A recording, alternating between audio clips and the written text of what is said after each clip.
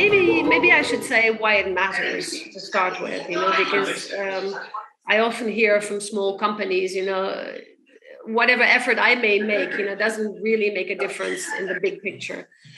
It actually does, because it's a game of numbers. It's a race to net zero. We will have dramatic consequences like natural catastrophes, floods, fires, etc., which we're already seeing, but they will multiply in the next decade if we don't change the course of things, and we're not on track at all. So numbers matter, and SMEs. Let me take the example of the UK. SMEs in the UK, about roughly 6 million companies. So defined by companies that have less than 49 employees. That's the group we're looking at. They define 97% of the UK economy, 3/5 of UK employment, and about a quarter of the emissions. So they tend to be much less, emission prone than large corporations are, but 25% is still a very big number that needs to be tackled. And so it's important because as a group, SMEs are critical to this being, to changing the pathway.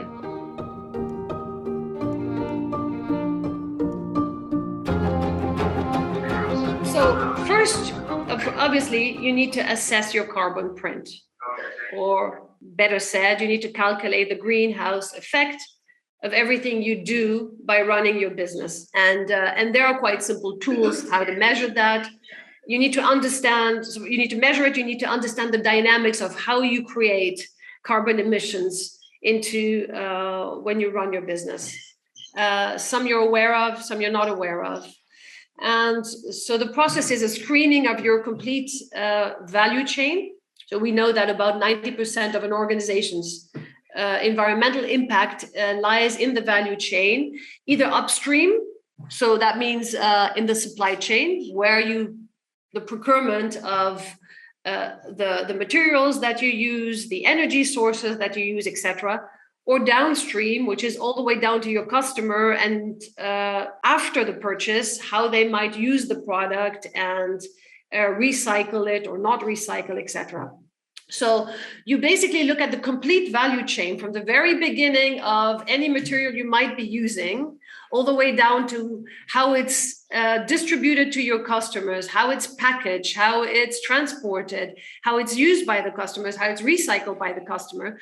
You break down your complete value chain in that, and then you try to measure for each one of the steps or the big processes, what the carbon footprint of that would be. The large corporations obviously use consultants to do that for them.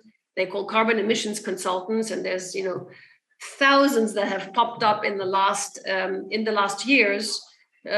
Some of them do that very systematic, very well, but it's a costly process. It can be a costly process.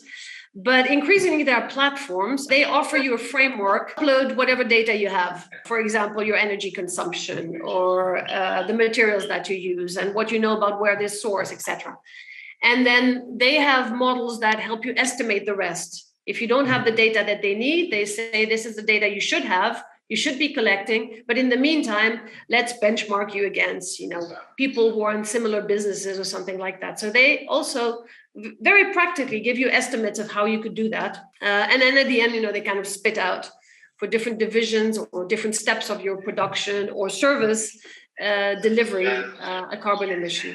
But there's also a lot of standards. One of them in the UK, the largest one, I think, is the Carbon Trust standard that tell you, if you're in that type of business and you're doing this type of activity, this is actually a reference standard. This is what you should, this is what best practice is, and this is how you measure up against them, etc.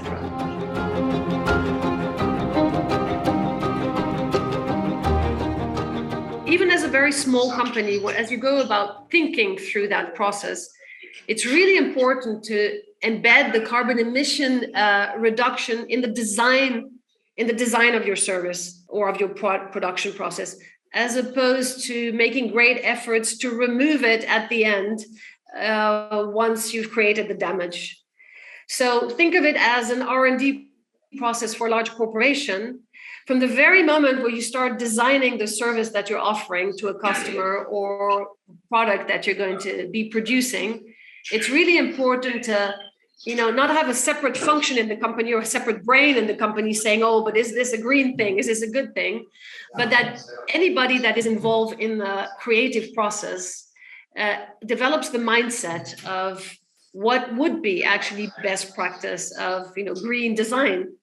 And in other words, involve all your team in that process at all stages, so that it becomes a core function of your company and your strategy, and not kind of an external thing that you do at some point when it's too late, when they've already been floated.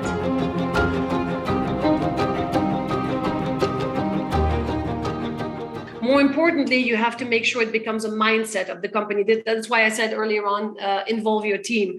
They will come up with things like, the commuting examples of, how to reduce carbon emissions due to transportation, by changing working hours, by keeping some work at home, they will come up with, reducing the air conditioning use altogether, by changing certain things, maybe the times of work. We have both the hats on at the same time. We're an individual and we're an employee of a company, or we're the founder of the company. So how about involving your employees in the community to discuss, how they go about in their personal life, reducing their carbon impact. How they do their recycling, how they choose their food, knowing that meat, for example, is the main cause of methane gas, which is one of the greenhouse gases I spoke at the beginning.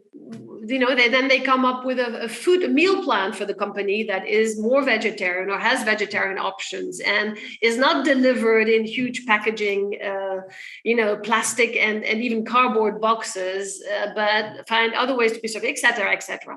Find a way of shifting the culture and the mindset. And even if it's only yourself, have this kind of green design in your brain anytime you are being creative, innovative about your business, so it becomes like a core of how you think.